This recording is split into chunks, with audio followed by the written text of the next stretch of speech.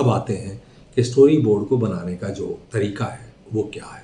तो ये जो पिक्चर आप देख रहे हैं, इस पिक्चर में आप ध्यान से देखिए कि राइट साइड में एक ग्राउंड प्लान दिया गया है। ग्राउंड प्लान होता है आपकी लोकेशन का टॉप एंगल का एक प्लान, जिसमें लगे कि जो इस मान लीजिए मैं इस पर्टिकुलर इस पिक्चर की बात करूं तो मैं इसी के बारे में ही बात करूंगा।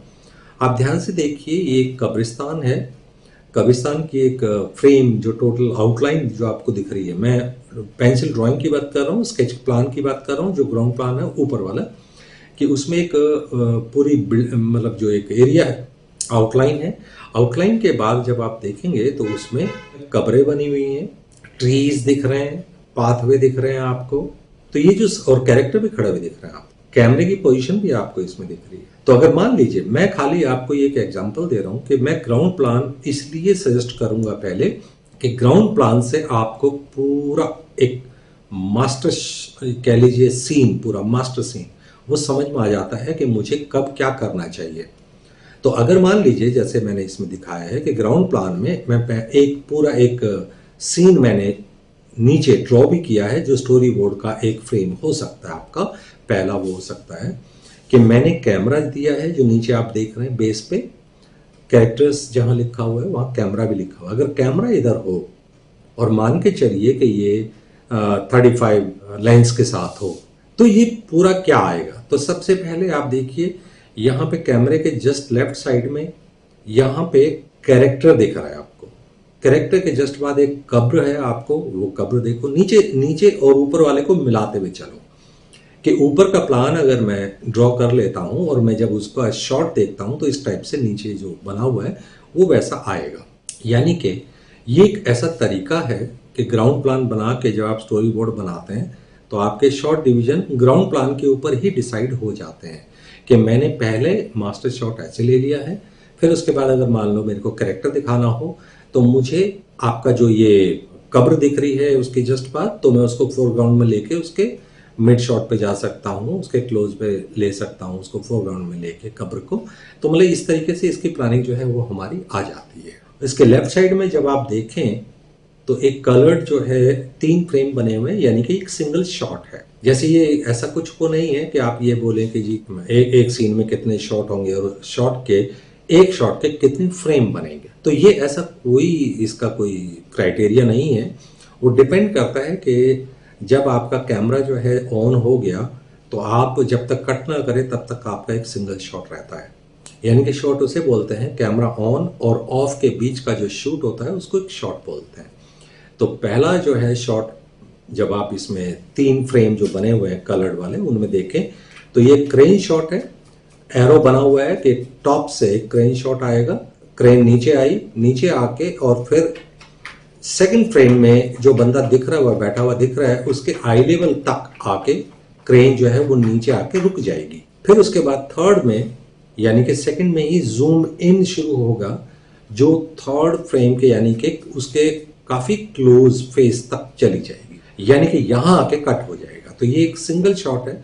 अगर मैं इसको पूरा विजुलाइज पहले ही शूट से पहले कर लेता हूं, और लाइटिंग देखो, लाइटिंग वगैरह भी है, अगर आपको स्केचिंग बहुत अच्छी है तो आप पूरी फिल्म जो है पेपर पे बना के, मतलब ये कह लीजिए आपका कम से कम 60% पैसा बच जाता है, इसमें 60% टाइम बच जाता है। तो इसके अंदर जब आप देखते हैं तो आप देखते हैं कि पूरा का पूरा एक शॉट है वो पूरा आपको क्लियर हो जाता है।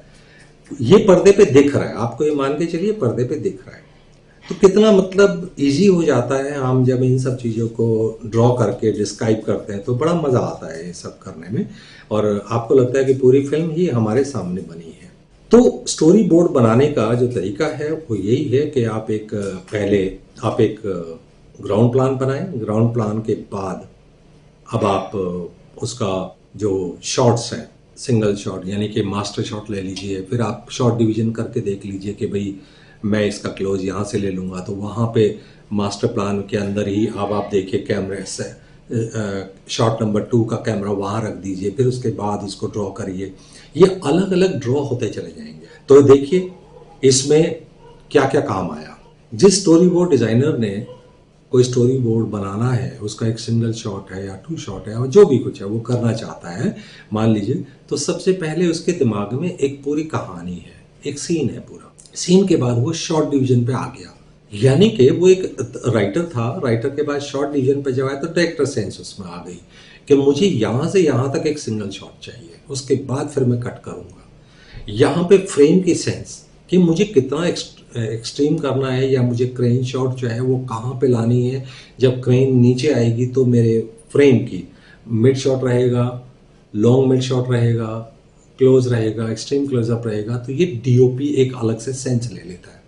और जब एक एडिटर के पास इस तरीके का कुछ एक मसाला चला जाता है, ऐसा एक फ्रेम चला जाता है, ऐसा एक स्टोरी बोर्ड चला जाता है, तो वो उसी तरीके से उन सब शॉट्स को निकालता है और उसको सेट करके रख देता है, और बस बाकी फिर उसकी फिनिशिंग बचती है, यानी कि वो लाइनअप कर देगा।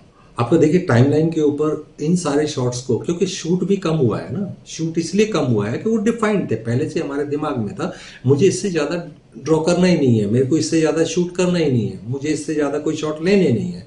तो आपके पास एक पर्टिकुलर हिस्सा जो है वो पूरा शूट है, और उसी में देखो मतलब सारे काम आपके कितनी जल्दी जल्दी भागते हैं और आपकी फिल्म कितनी अच्छी बन जाती है। तो ये जो है ग्राउंड प्लान, जो ड्राइंग है, विजुलाइजेशन है, ये बहुत ज़रूरी है। एक स्टोरी बोर्ड डिज़ाइनर के पास एक राइटिंग सेंस होनी चाहिए, अच्छी सेंस, स्क्रीन प्ले राइटिंग की बोलूँगा मैं, स्टोरी वाली बात नहीं कर रहा हूँ मैं। यहाँ पे एक स्क्रीन प्ले राइटर की सेंस उसके अंदर होनी चाहिए, एक डीओपी उसके अंदर होना चाहिए ताकि वो फ्रेम को सही कंपोज कर सके, बैलेंस कर सके। दूसरी बात, उसके अंदर एक डायरेक्शन सेंस है कि मुझे ये यहाँ से यहाँ तक ये शॉट चाहिए, उसके बाद मैं ये शॉट लगाऊंगा, इसके बीच में ये कट शॉट लगाऊंगा, इसके बीच में क्लोजअप लगाऊंगा, इस समय ये करूंगा। तो वो सारा का सारा डायरेक्टर सेंस है।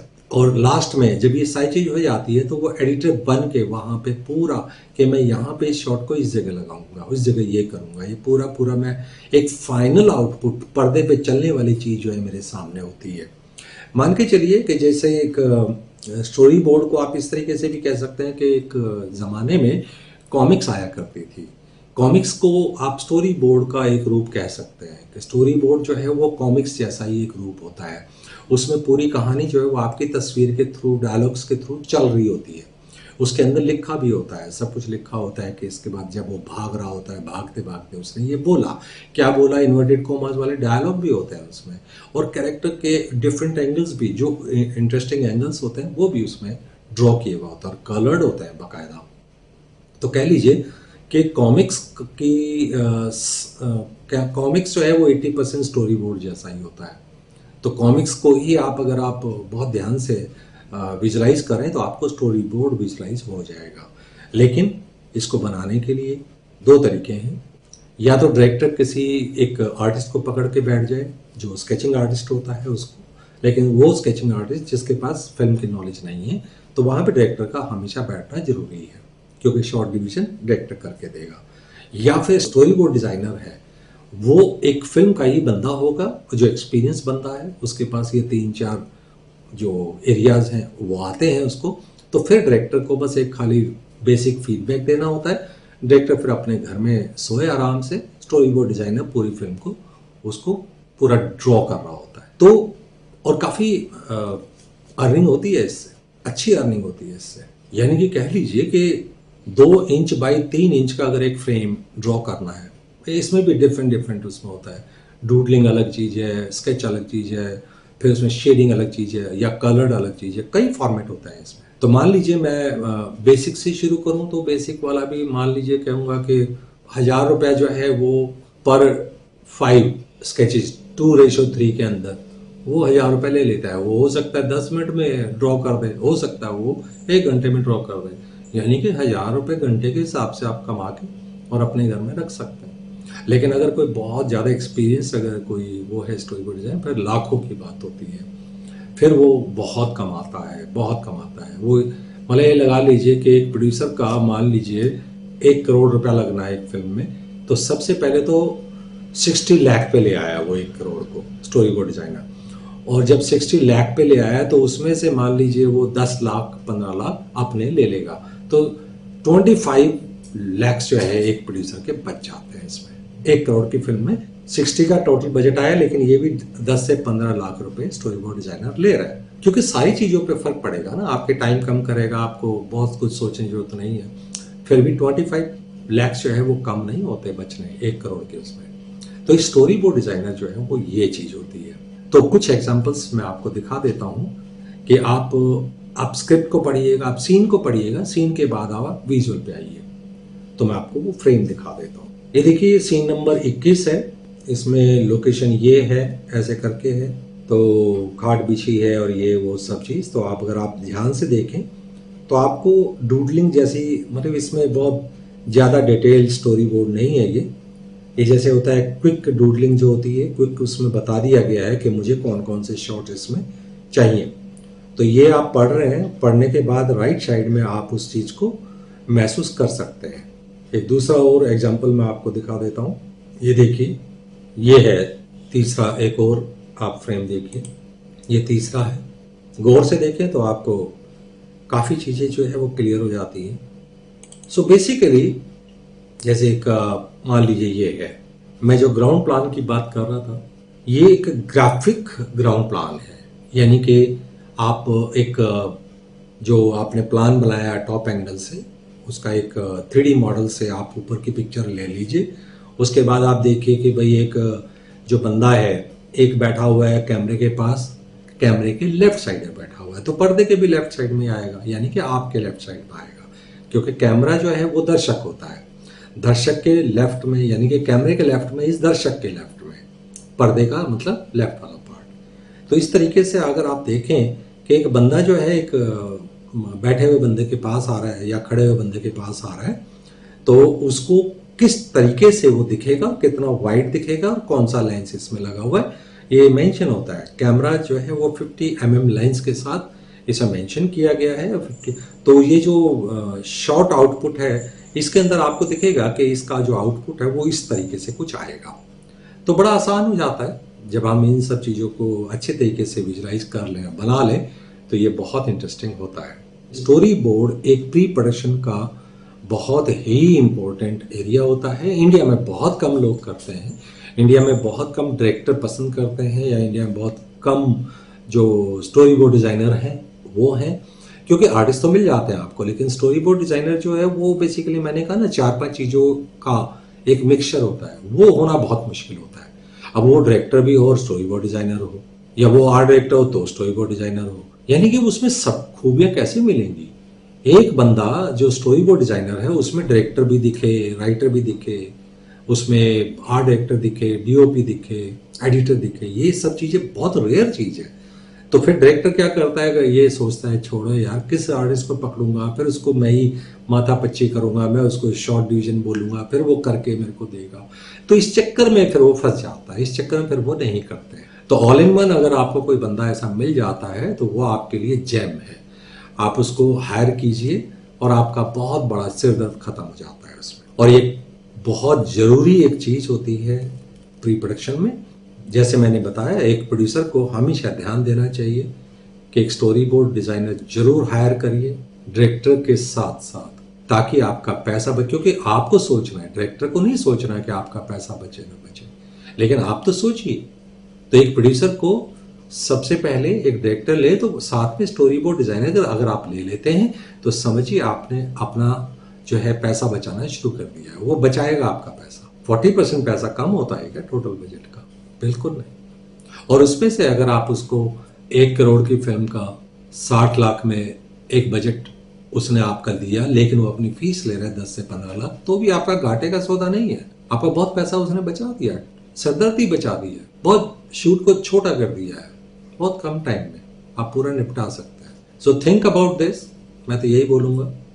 और स्टोरी बोर्ड डिज़ाइन की और डिटेल अगर आपको मेरे से चाहिए या कोई स्पेशल आपको इनपुट चाहिए तो आप बेशक मेरे को कॉल करें, मेरे को बताएं।